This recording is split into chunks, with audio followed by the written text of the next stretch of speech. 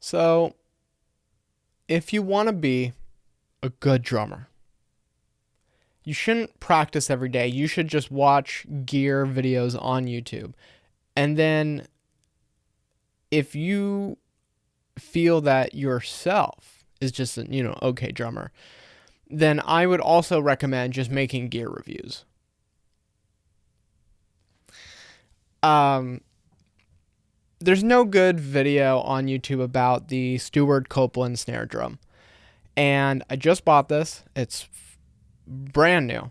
$600, way too much money than I should have spent on this thing.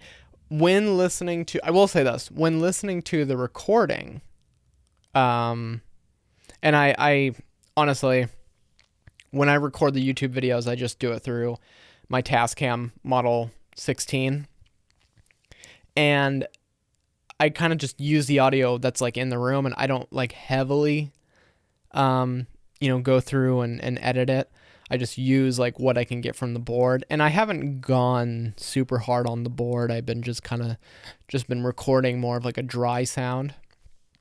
But in doing the tests of this snare drum sounds expensive. I will give it that. I'm really happy about that. And I think in some ways it's like, I don't know if it's $600 worth it. I compare it to my Mapex 12 by, I think it's 3.5 Piccolo that I got for like $80, just like a steel drum. And that thing's pretty good too. Like when you compare them back to back, they sound really similar. The Piccolo actually is a little bit more kind of, you can definitely hear the shallowness, but it's got this kind of like this like decay that's kind of a little slushier kind of sounding. This sounds like tight and just focused and just bop. And that's Stewart Copeland for you. I will say that this snare feels expensive. When I got this thing, taking it out of the box, I wasn't actually expecting it to be this brand new. I was thinking, maybe it's going to be like a demo model or something like that. But no, it was like not touched. It came with a Remo ambassador, like an actual Remo ambassador, not like my Mapex one actually has a Mapex like Remo head on it. No, this is like, it came with an actual Remo ambassador. I'll get into the head I ended up getting for it. It's got, I don't know, all the gasmets and gizmos. I don't, people talk about the snare bed and the I don't even know what the parts are called. Like the parts where you tighten up the snares and, take the snares off and all that. There's like discussions on like the quality of that, and I get it. But I just use like my main snare before this guy, other than like the Mapex. Like the Mapex one is terrible. You flick that thing on, it's like crunchy. It like feels cheap. The Ludwig one just feels old. It's like not cheap, but you gotta fidget with it. That's a Vista Light snare. And anyway, this one is like really smooth. It just clicks on. It's not like it doesn't have like modes. It doesn't have like 3 modes. It doesn't have like on, medium, off or something like that. It's just like it's either on or it's not. So this is, as far as I'm aware, it's like a brand new version of the snare. I think 2010 and below or something like that. I've looked up research into the snare drum. It doesn't seem like there's a whole lot of stuff on it. I know that they did change some things, like the mechanism for turning on the snares, but so I guess this is the new one or something. But yeah, my only gripe would be it's a bitch. So let's get into it. What do I even, I guess I'll just tell my story. I guess that is what this video is going to end up being. It's just like my antidote. I don't think that's the right word. My experience with this snare. So this is a bell brass snare. I've not experienced a bell brass snare. I've been told that they are the best snares, and that they project and all that stuff. I mean, I don't know. I've never found the snare.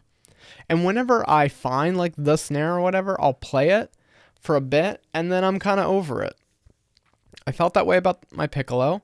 I felt that way about the Vista Light snare. And I felt that way about my sound, is it sound? No, it's, Orange County snare drum. Cheapo, like Guitar Center, when that happened. Anyway, I'm meandering. The difficulties that I've had with this snare is you hit it in the ring. To my ear, the ring isn't pleasant. It's got a really ugly ring sound. And that is why, I don't know if you can see here, but that is why Copeland and, a lot of people just end up like, putting a little piece of tape on their snare drum. I got the leather, nice little leather one. I had that on my Mapex. For whatever reason on this drum, it's just like too heavy. It's just like even that piece of leather from that company, even that is just too dampened. So I ended up going with just like a little piece of duct tape, and that helped it.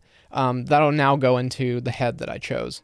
When I was hitting the snare with the Remo Ambassador, the one that came on the drum, it the ring was it was the ring. It's really the ring.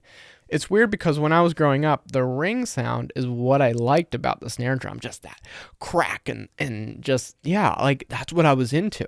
I wasn't into like a very like in the middle, like hitting like jazz sound or something like that. It was just like, my favorite snare drum of all time is Incubus, Morning View, like Nice to Know You, or like Wish You Were Here. That to me is like probably like top 5 snare sounds of all time. But a lot of it comes from that room, and I'm aware of that. And I think he was playing like a DW, like a cheapo DW wood drum. In any case, I put a Remo X coated on this the other day, and it has helped. I don't know if it has helped as much as putting on that piece of tape, because I really didn't like, I don't like muting my drums. I want them to sing, I guess. I don't know if that's like the correct terminology. But there's like ways you can like go about it that I think are just better. A good example of that was I had ambassadors on the toms, and I put emperors on them, and that really helped kind of lessen the high kind of ping sounds because they're small toms. Putting emperors on my drum really helped. So I saw this on Reverb because my original plan was I was going to buy this and feel it out, and if it was like the holy grail of snare drums, I would keep it. If it wasn't quite there, I would just return it, and then just go from there.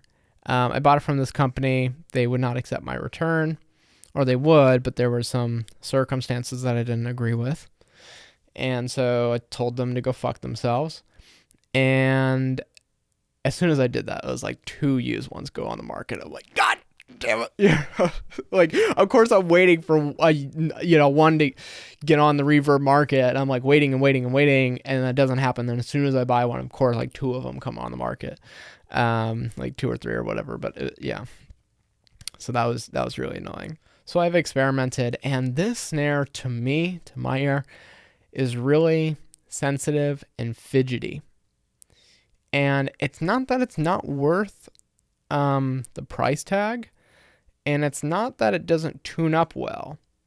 I will say that this snare feels expensive. It sounds expensive.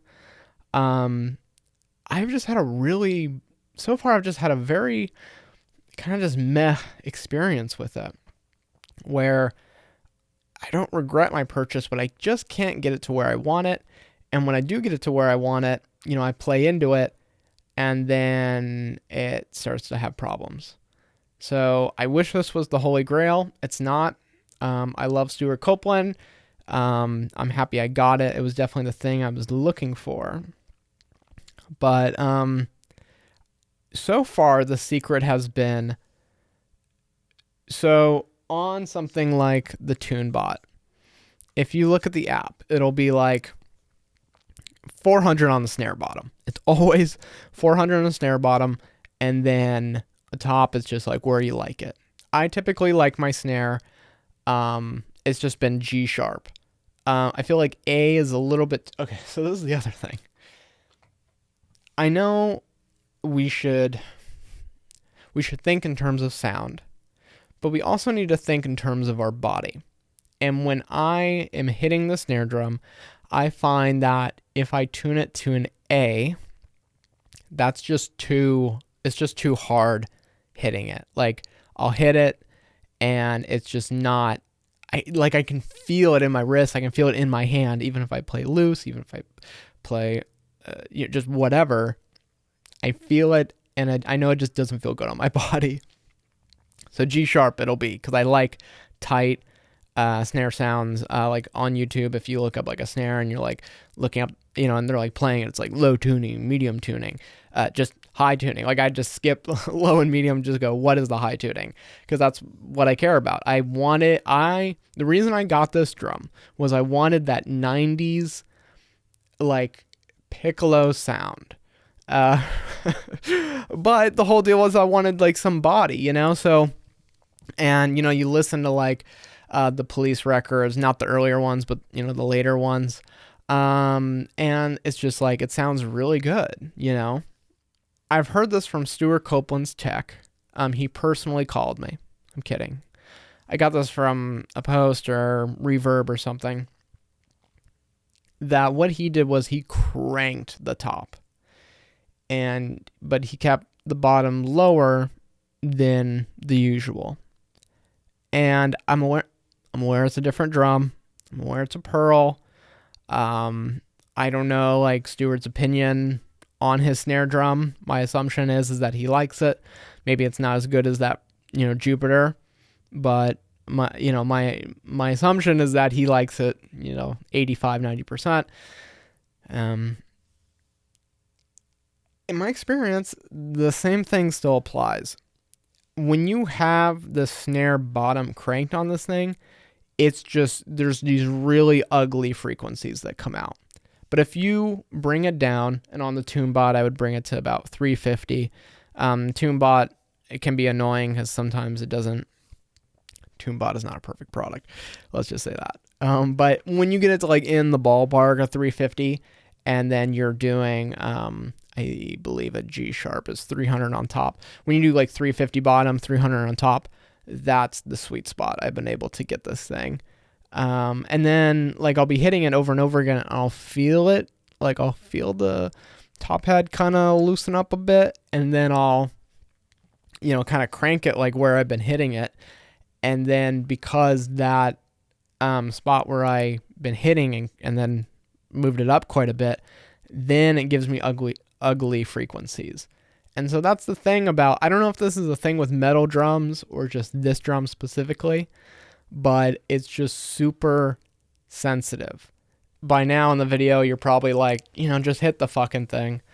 So I'll hit it, show you where I have it. I'm actually not happy with it right now. The reason I started this video was I was originally going to do a tuning video, but I realized I didn't want to do that because I feel like that would be boring. Maybe I will keep that whole thing in and just kind of show you like the process I go to. I wish it was easy as just flicking this thing on, but again, this snare, I don't know, it just needs to break in or something. I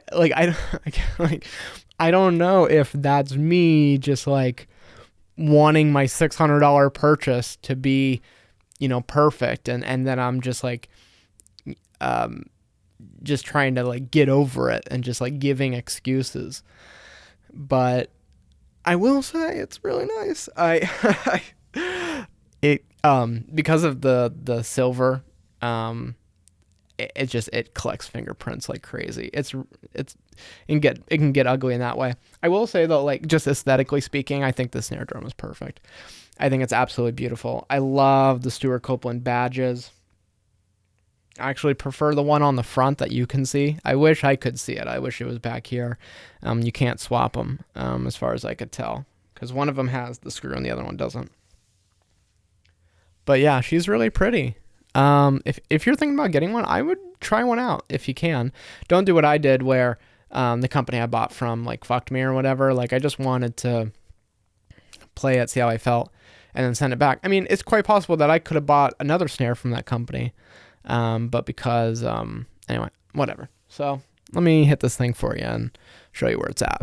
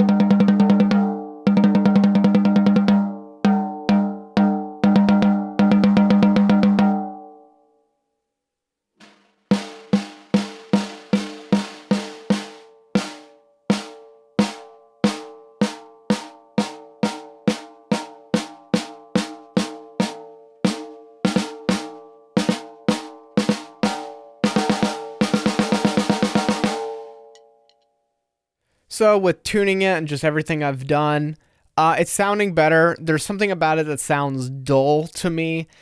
Like I'm not getting all of the rich like sensitivity from it. But when I, crank it, I'm not getting like those weird frequencies on the side of the drum. So currently, like, I have to hit in the center, and I'm like looking for something in between, but currently I'm not finding that in between. And like, I don't know if the sound because I've heard this drum through like recording and it sounds amazing. But just in the room, it's not sounding the way that I want it to sound, and the way that I want it to sound is like a piccolo from the 90s. Like that snare sound is like what I'm looking for, and it's like, well, why don't you just get a piccolo? Yeah. Yes, I agree. But this is the snare I wanted, and I want to make it work, and it's really beautiful. I love the design and just everything about it. It's like comparing it to like, I tried some like Ludwig, I tried a Ludwig Superphonic and like Black Beauty, like the newer ones. And for this price tag, this one actually feels like its price tag compared to like using those as an example. I don't know what other companies are making. I just really know Ludwig and Tama gear. Tama I use for like hardware, and then Ludwig I use for drums and, a little cross-pollination in between. But should you get this drum? I can't tell you that, but what I can tell you is that it does feel its price tag. Maybe it should be $400, whatever, if Tama, if in order for this snare drum to be this price, in order for the company to exist, I'm cool with that. But yeah, I think like the sound I'm currently searching for is like, if I don't just hit it in the center and I hit it off to the side a little bit, that it's not going to be like a completely, like unusable sound. I kind of imagine it like the outer ring is like kind of no man's land, and then think of like a center head dot kind of snare. Like then imagine a ring on more of like the middle section of the snare. I don't want it to be so center dot heavy. I have tried a center dot on this snare and I didn't like the way it sounded. But yeah, anyway, I don't know what else to say. I'm tuning it. No matter what I do, I feel like I'm unhappy. If you have any advice for tuning, or like just what you think I should do with it, let me know.